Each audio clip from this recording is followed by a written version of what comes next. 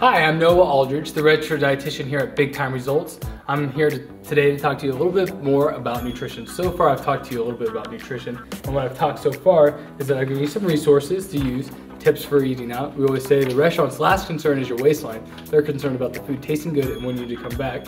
So we always give you this, and the big thing, of course, that I probably drew a little arrow to is the one that says, eat slow. It takes 20 minutes for the vagus nerve to send a signal to your brain and say, hey silly, shut down, you're full. But who really takes 20 minutes to eat? So it's highly important that you take your time when you're eating, especially eating out when the food is probably more calorically dense. One thing I recommend is having 8 ounces of water before you eat, while you eat, and after you eat. The next reference that I gave you during the orientation was the grocery list, but you're not going to be able to watch this DVD and learn everything, so we give you a reference to go off of, and it's the Big Time Results approved grocery list. So I would recommend using this when you make your own grocery list. One thing I would recommend is getting some ideas of recipes that you want to make throughout the week, and then going to this list and putting them together. Also use our website, which is a great resource to getting some healthy recipes. Our next resource is the Eating Out Calorie Tip Chart. A lot of times when I give this to someone, they're saying, oh, I don't see what I eat on there. And I always say, that's why I'm giving it to you.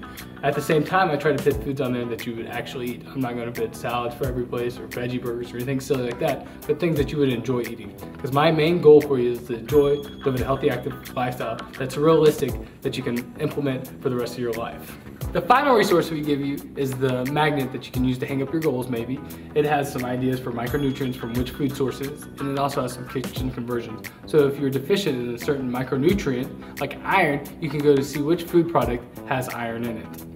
Hopefully I also mentioned to use our website as a great resource to check out our recipes, which of course are nutritious, delicious, and low on prep time, so they're realistic to make.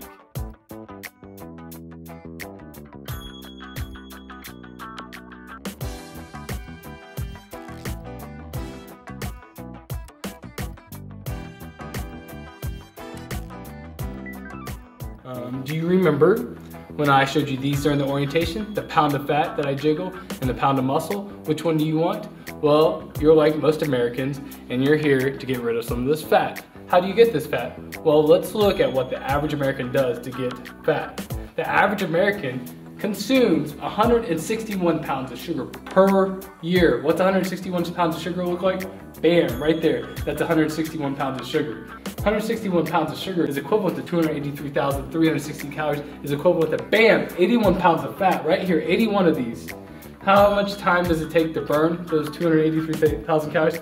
Only 77,280 minutes of walking, which is also equivalent to 53 days of non-stop walking, 30 days of cycling, 23 days of running, or 16 days of swimming non-stop.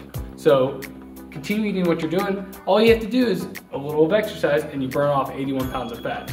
So let's go over here back to the table and kind of talk a little bit more about fat and sugar. Right here we got some sugar tubes that are equivalent to some things that might be staples in your diet. This is how much sugar is in pancake syrup.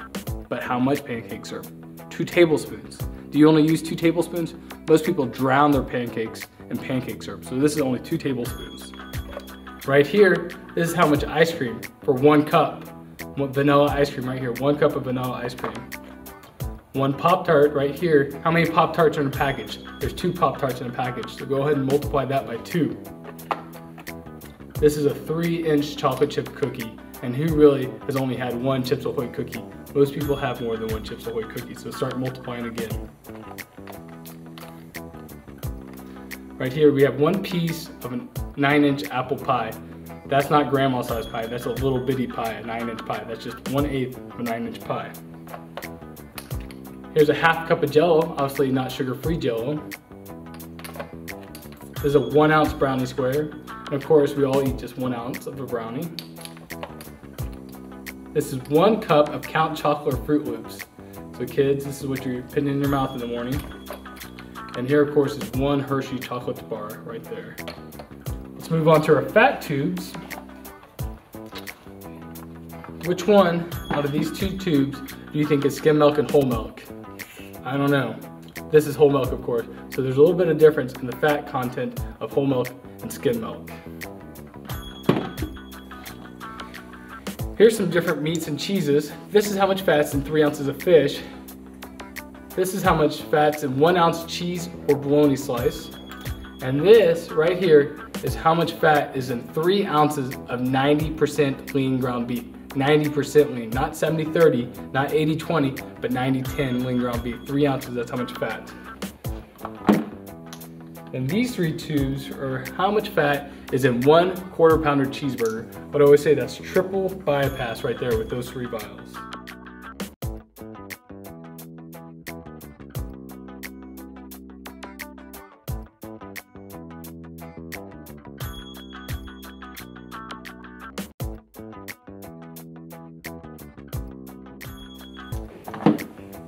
Okay, let's go to some of the correct portion sizes.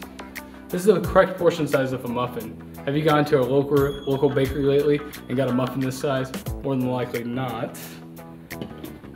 This is your friend when it comes to weight management. This is non-starchy vegetables. This is the correct serving size of a non-starchy vegetable. But the good thing about this is something you can overindulge in. It's what you got called high thermic effect. Your body burns more calories breaking down non-starchy vegetables than it does that's actually in the food a lot of times.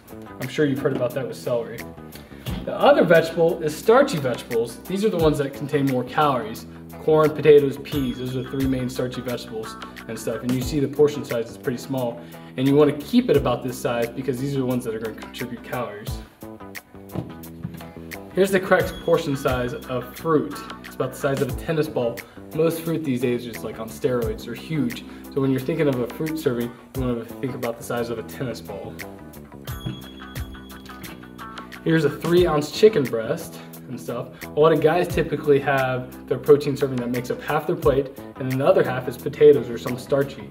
And really, if you come over here, you see the ideal distribution of your plate is half of it non-starchy vegetables, 1/4 of it protein, and 1/4 of it starch. Not half of it protein and half of it starch. You really want half of your plate non-starchy vegetables. They're going to contribute the lowest amount of calories on your plate. Plus they provide that satiety or that feeling of fullness where you don't feel like eating your left bicep 30 minutes later because you're still hungry. Back to the food, this is the size of a hamburger, or the correct size of a hamburger. It's about the same as the size and thickness of your palm. So when you're measuring your protein, think of your palm, the size and thickness of your palm. And remember ladies, it's your palm, not my palm. My palm's bigger. This is the serving size of a banana, half a banana. So you gotta be careful with those bananas. And then look at this is cereal. Does anybody really eat cereal this serving? Not very much. Look at the size of this bowl. So cereal is something that can get you in trouble. We'll talk more about that when we get to the grocery store. Let's go back to the fat and muscle. Now I explained to you in the orientation, to lose 1 pound of fat, you gotta create a calorie deficit of 3,500 calories. And we usually do that with creating calorie deficit around 500 calories a day. 500 times 7 is 3,500 calories. So what's up with the muscle? The muscle is what helps you keep this off. 1 pound of muscle burns 500% more calories a day than 1 pound of fat. So I always say the more muscle you have, the more you can eat and get away with it. So it's good to have some muscle.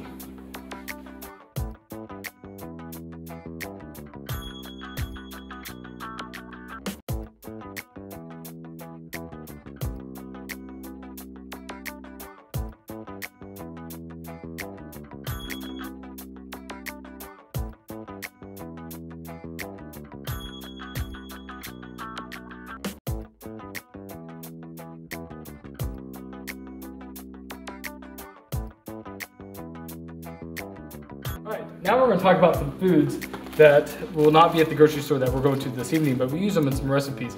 This is the specific pita that we like to use for a fruited chicken salad. It's low calorie pita, but it also is one of those pitas that doesn't fall apart on you. A lot of times with pitas, they'll kind of crumble and fall apart on you. This only has 70 calories per pita, and it's a really good fiber source. So it's the St. Joseph's brand, which you can buy at the Walmart and deli. That's where it's usually located.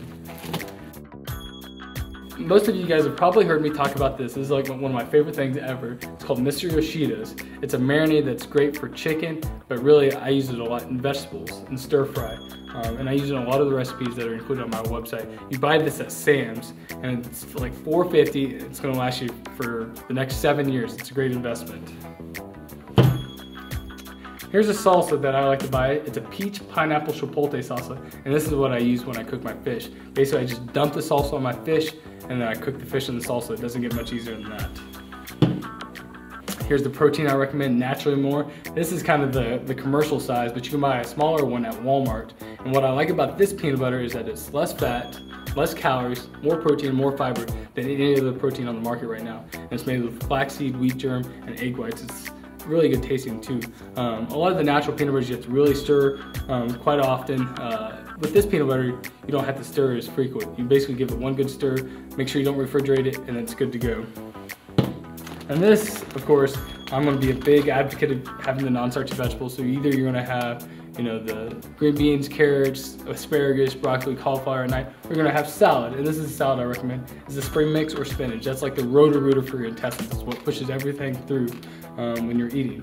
And I recommend getting that Sam's because it has a longer shelf life than your other bag lettuce or other lettuces that you'll be able to buy at the grocery store. Just want to check the expiration date, and you either want to go with spring mix or spinach.